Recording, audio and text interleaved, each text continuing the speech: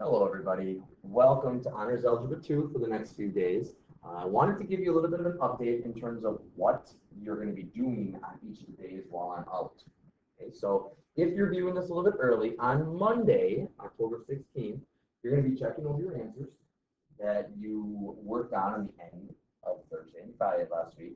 There is a radical review worksheet to get you ready for your progress check. It is going to be due, yes, on Tuesday, but I will be checking that when I do get back on Thursday. And then you have to have a progress check on Tuesday. At the very beginning of the class, on Tuesday, you'll be taking the progress check. Now, most of you probably have already done the progress check by the time you're watching this video. So here's your agenda really for the next couple of days. So watch the rest of this video and take these notes actually in your notebook. And then you have basically 2 assignments to get done before I come back on Thursday. So those 2 assignments are page 133, 1 through 41 on. It's going to be different information about solving radical equations. So I'm going to lead you through a couple days worth of notes right now. So let's get rolling. First thing here, a little bit of a review part. As you are looking through what is on the board, you have a 3 plus and then your square root of x plus 2 that is squared. Know that this 2 that's on the outside means that you have 2 of what you have inside of your parentheses. So when we are going through and actually FOILing this out, the first part, the F part, we just with a 9. On the O part, okay, we can't actually multiply that 3 inside to anything that we have with this x plus 2. So we write them directly next to one another. 3 times an x plus a 2. That's all underneath your square root. Now we go to the inside part, and we have the exact same situation, so we write it the exact same way that we wrote the last one. And for our L part, our last part, we multiply anything that is the exact same underneath the square root. The square roots cancel each other out. And all we have is an x plus 2. So if we're trying to then simplify what we actually have here, we have 2 like terms, a 9 and a 2. Which means we have an 11. We have an x that we don't actually have a partner for at all, so we just write 11 plus x. And now the last remaining part that we have as like terms are our 2, 3, and then square root of x plus 2's that we have. Those we can add together using our adding properties that we learned last week, and we have a 6, and then our square root of x plus 2. So a little bit of review as we start getting into more radical properties today. Okay? Now, your radical equations.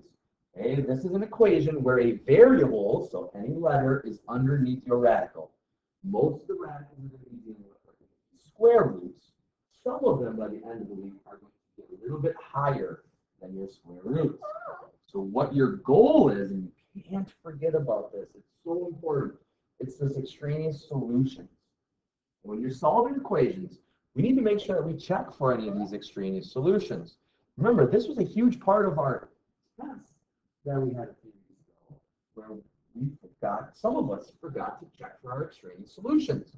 So it's what values cannot be actually taken as square root.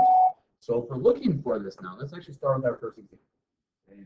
We have a square root of 2 minus x, which is all underneath the square root, is equal to 3. So there's a couple of different things that we want to look for here as we're trying to go. Okay, we need to make sure we're checking for solutions. So that's kind of what the goal is right away, is essentially what values of this make your square root negative. We know negative square roots, anything that we have a negative square root is going to be an I, and we don't like that. We want to stay away from this case. And if you have any of those answers, it's going to be an extraneous solution. So the first thing we want to do is to isolate this radical. Okay, so we have a square root in this case. We want to get rid of that square root. How do we do that? We end up squaring both sides. Again, both sides of the equation. So when we do that, on the right-hand side, it works out nice, where we simply have a 9. Okay, then on the left-hand side, we have our 2 minus x. So by isolating the radical, notice how there was nothing else on the same side of the equation as our square root. Once that's the case, then we can raise both sides, which is exactly what we did for our essentially second step. Once we've done that, you're going to see some situations where FOILing might come up, which you know, FOILing with radicals, make sure you're remembering some of your radical properties. Step number 3 says if the radical is still there, which may happen at some times, you need to redo what happens. We're going to do an example where that may come up. But for our example, we can go right down to step number 4 because all we have to do now is to get this x all by itself. So we can take 2 away. We end up with a negative x that is equal to a 7. And as we're going through and making sure that we divide this all the way out, negative 1 and then negative 1, we end up with an x equal to a negative 7. So before we can actually say that this is our final answer, we have to do a little check just to make sure that we don't end up with a negative inside of any one of our radicals, underneath any one of our square roots. So if we do that, we have a 2 minus, and then our answer that we found, negative 7. So if we go through here, we end up with a 2 plus a 7, or our square root of 9. And if we take the square root of 9, that does equal 3. One of the answers. That actually works. So this is an okay check. We can say that this answer is okay. No negative square roots. We are good to move on to the next part. It's a little more difficult now, because with this particular case, you can see that now there's that lonely old 1 that is inside of your square root. That you just should say just in front of your square root. So when you have 2 square roots, you can't isolate the radical. You can't get it all by itself. So what we want to do is we essentially want to square both sides. It's just going to be a little uglier because the square on the right-hand side is going to be a FOILing situation that we actually have. The square on the left-hand side is going to look a lot better for us. So let's start with the left-hand side. We have a 2x plus 6. On that right-hand side, I don't know about you, but I need to write out my FOILing to make sure that this makes sense to me. So I have 1 plus my square root of x plus 4 times a 1 plus the square root of an x plus 4. So as I go through and FOIL, 1 times 1, I get a 1. 1 times my x plus 4 gives me my square root of x plus 4. I have my inside terms, which ends up being the same, which should make sense, and my last terms end up with just another x plus 4 that I actually have here. So now, how do I write all of these things together? Well, I can combine my 1 and my 4 with my 5. I have the leftover x plus x. And now I have my plus.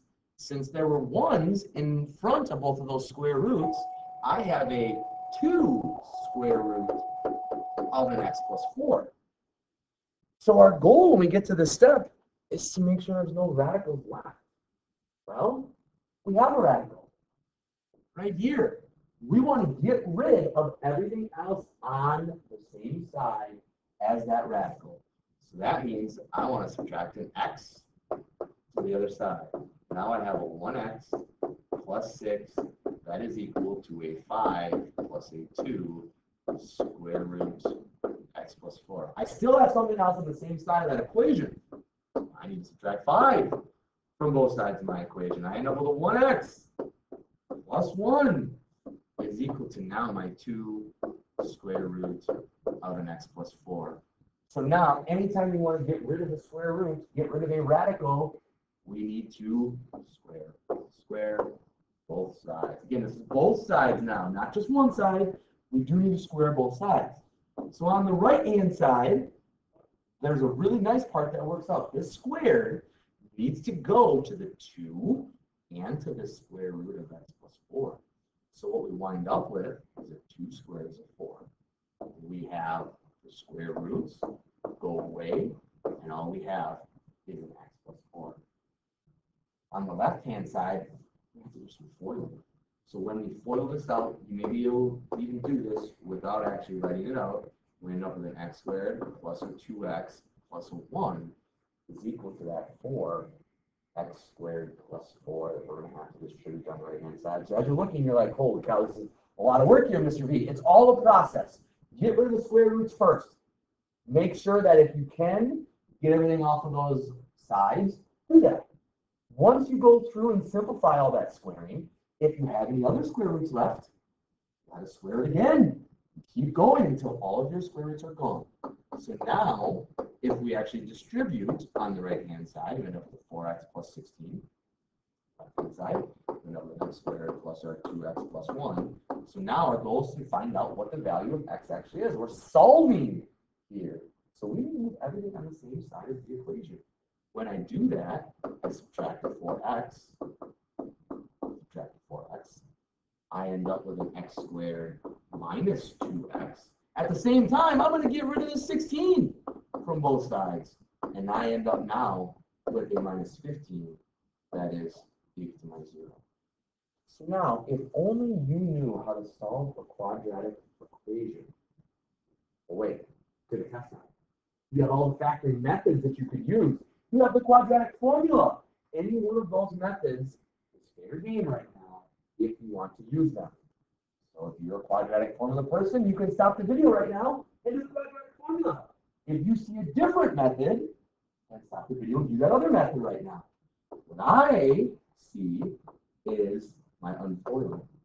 I see that two numbers can multiply to the negative 15 and also add to a positive, sorry, negative 2. I have a negative 5 and positive 3, which means if I go to my next step, I have an x minus a 5 and an x plus a 3 that is equal to a 0. My two answers, if I put them both equal to 0, x equals 5 and x equals negative 3. Okay? Now, you're like, okay, I got the final answer. This is great, Mr. B, but you're not quite done yet. We need to check for our extraneous solutions. So, if we plug each of these numbers into our radicals, are we going to get something that works? Do the checks actually work out? So, I'm going to do my 5 first. I have my square root of 2 times 5, and then I have added with 6. That should hopefully be equal to a 1, and then it's plus my square root of my 5 plus 4. So as we look at the left-hand side, we're just simplifying each side. We have 2 times 5 is 10, plus 6 gives me square root of 16. On the right-hand side, I end up with a 1 plus, and then I have my square root of 5 plus 4, 9. Square root of 16 is 4. 1 plus 3 is also equal to 4. So x equals 5 is one of our answers. We need to do the exact same thing now for the negative 3. So when we plug the negative 3 in, we have a 2 times that negative 3 added with 6, all underneath our square root. We have our 1 plus, and now we have our negative 3 plus 4. So we should get this to work out in different numbers, but the same as what we just did in the red. So if we're looking through this, we get a negative 6 plus 6 should be equal to a 1 plus the square root of, well, negative 3 plus 4 is 1. On the left-hand side, we get a 0. Square root of 0 is 0. On the right-hand side, square root of 1 is 1. 1 plus 1 is 2. That's about as frowny face as I can give you right there, because that does not work out. That is an extraneous solution. It does not work for your particular problem. Okay? That is problem number 2 for your solving. So now, last but not least, holy cow, this is a lot of stuff here with your solving equations, a lot of properties, a lot of rules as you're going through. So with this one, you hopefully see there's something a little bit different. Okay? you have radicals on the same side of your equation. So as you're going through, you're going to be really careful about how to start. And there's sort of an important part with this. Don't mind that at all. The important part is we want the radicals on both sides of the equation. Not the same. Because when we square both sides of the equation, things that cancel. So before we even do anything with the squaring, we want to subtract the square root of an x plus 1. If we do that, we wind up with x minus 4 on the left-hand side. We have a 5 minus your square root of x plus 1. Because now we can go through and actually square both sides of the equation. When we do that, left-hand side is just equal to an x minus 4.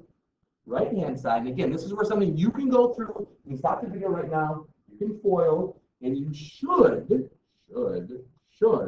end up with a 26 plus an x minus a 10 square root of your x plus 1.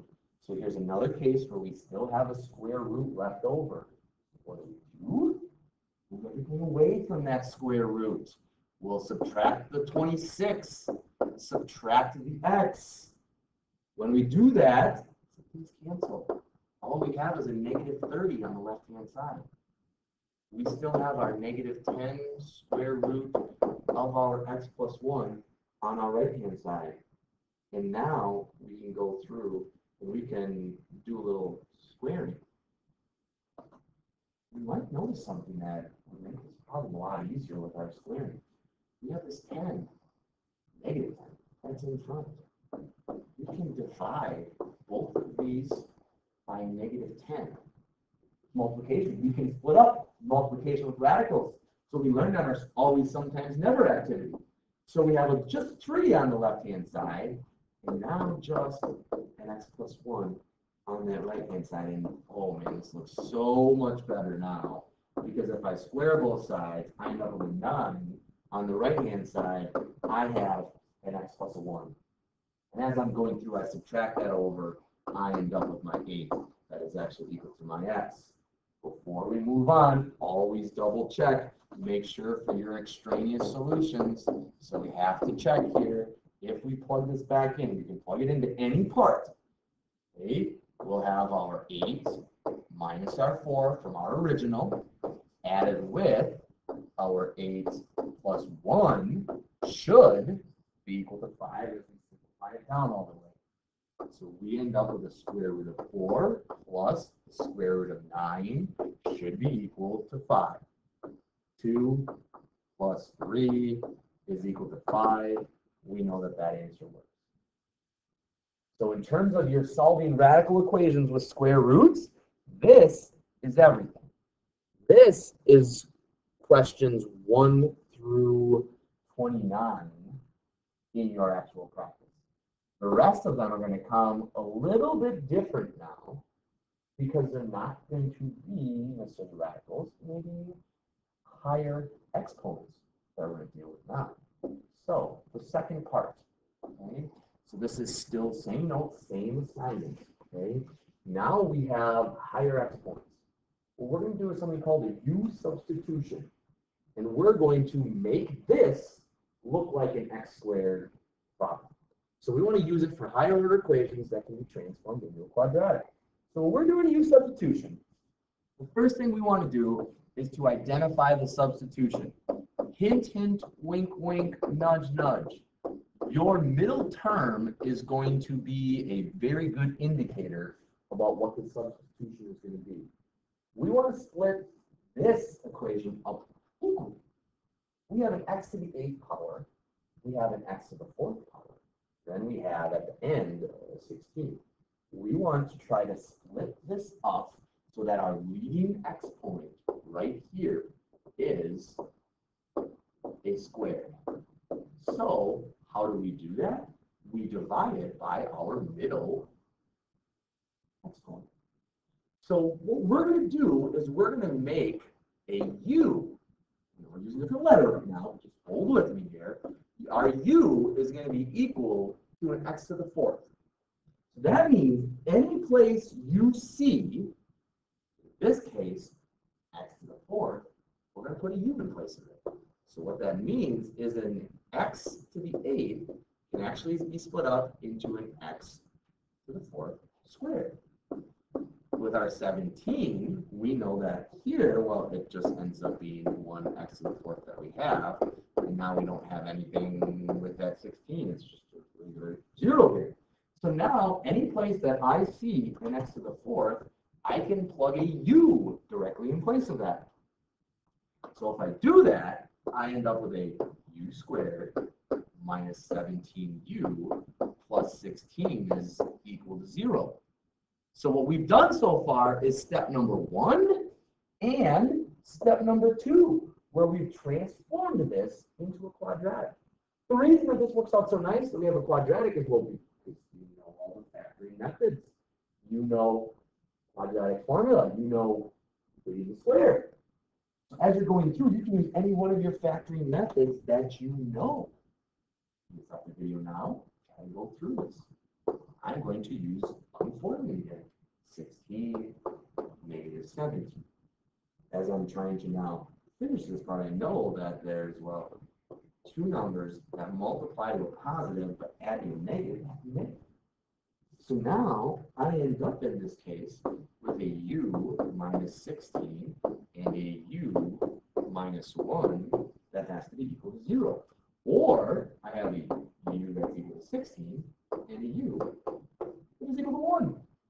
And my two answers almost great. But the question started with x's. The u's helped us use methods that we already knew. But now we need to go down after we've already done step 3. Step number 4. We need to apply the substitution. So we need to almost work backwards now. Because I know that this u is the same thing as an x to the 4th is equal to 16. I know that this u is the same thing as an x to the 4th that is now equal to 1. And we're trying to go through and figure out what number this actually works for. So in our case, we need to here take the 4th root and over here take the 4th root.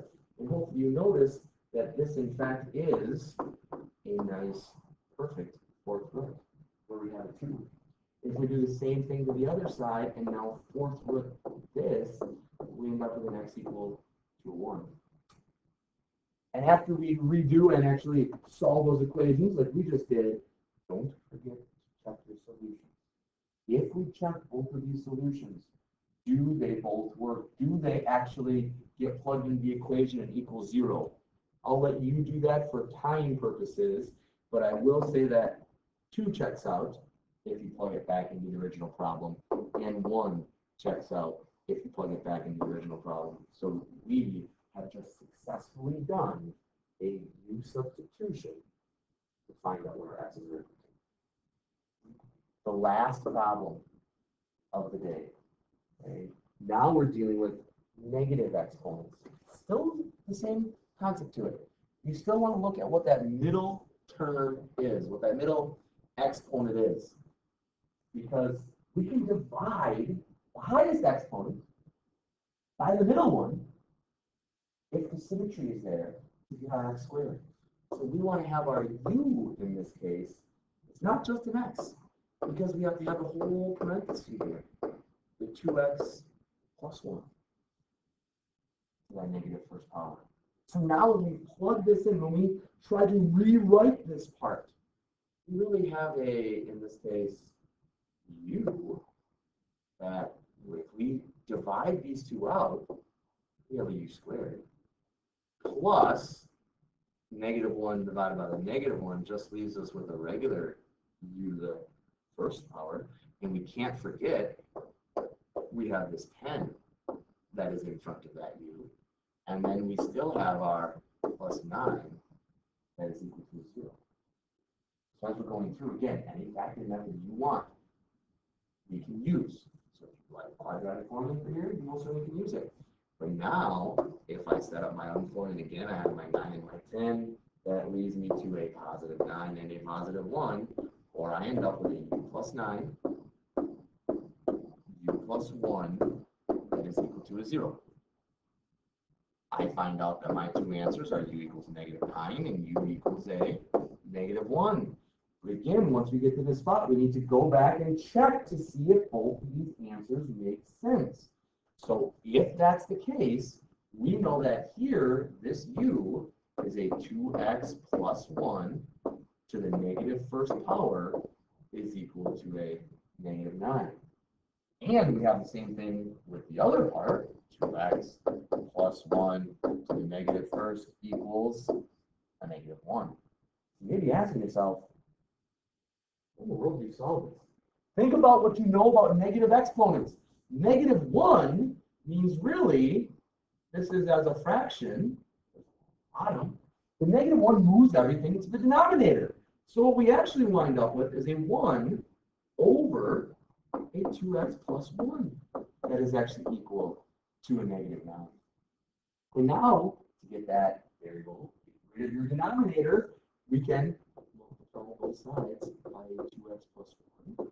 Because if we multiply both sides by a 2x plus 1, the left side will cancel. All we have is a 1. On the right-hand side, we have a -18 minus -18x minus 9. Our goal is to get that x all by itself, add 9 to both sides. 10 is equal to a -18x. We divide both sides by a -18, and we come up, one of our answers, right on the top. If we simplify that fraction down, is a -5 ninths. Okay. We can do the same exact thing for the equation had to equal -1. So I have a 1 over a 2x plus 1 is equal to a -1. I know that really I just have to multiply this right-hand side by that 2x minus 1. The left side will cancel. I have a 1 that's equal to a -2x minus 1. If I add 1 to both sides, I have a 2 that's equal to a -2x. I divide both sides by my -2. I end up with my x equal to a -1. And that is my other answer. We can check these in our calculators to plug them directly in, and we would wind up with the exact same answer. These would qualify as our final answers. So at any point, if you were not sure of a step, go back, rewatch the video a couple times, ask a friend how Mr. V and his crazy mathematics got to a certain spot. But make sure that as you're reading through a problem, if you're not sure of something, ask somebody about it. Because your goal is to finish the homework assignment that's on the bottom then as well. So page 133, 31 through 41. So both of those assignments we will discuss and talk about on Thursday in class. Hope you guys have a great 3 days, and I will see you on the flip side.